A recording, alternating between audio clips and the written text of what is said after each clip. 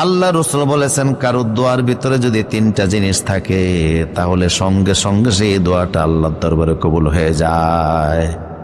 ইজা দা আহাদুকুম ফালা ইয়াকুল ইন শি'তা, তোমরা কখনো দোয়ার মধ্যে এটা বলবা না যে আল্লাহ তোমার মন চাইলে কবুল করো, মন না চাইলে নাও কবুল করতে পারো, তোমার যা ইচ্ছা তুমি করো, এরকম কথা বলা যাবে না। বরং বলতে হবে ওয়ালি আজিমিল মাসআলাতা, দৃঢ়তার সাথে অত্যন্ত কনফিডেন্সের সাথে বলতেই হবে যে আল্লাহ আমার এটা চাই, এটা তুমি কবুল করো। সুবহানাল্লাহ পড়েন। ওয়ালি আজিমর রাখবা, আর মনের ভিতরে তীব্র আশা রাখতে হবে যে আমার দোয়াটা কবুল হবেই হবে।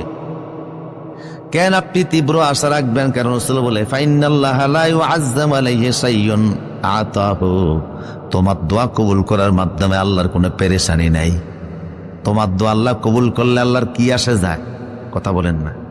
আপনার মনের চাহিদা যদি আল্লাহ পূরণ করে দেয় আল্লাহর কোনো সমস্যা আছে? হাদিস শরীফের মধ্যে আসছে, রাসূল বলেছেন সারা দুনিয়ার মানুষ যদি একটা মাঠের মধ্যে একত্রিত হয়, সারা পৃথিবীর সব মানুষ যদি একটা মাঠের ভিতরে জমা হয়ে যায়, আর সব মানুষ যদি যার যার ইচ্ছা অনুযায়ী আল্লাহর কাছে দোয়া করে, পৃথিবীর বর্তমানে 900 কোটি মানুষ, অতীতে কত লোক গেছে, ভবিষ্যতে কত আসবে, সবাই মিলে যদি একটা মাঠে জমা হয়ে যায় আর সবাই মিলে যদি আল্লাহর কাছে প্রার্থনা করে, যার যার ইচ্ছা অনুযায়ী চাইলো, মানুষের চাওয়ার কোনো শেষ আছে?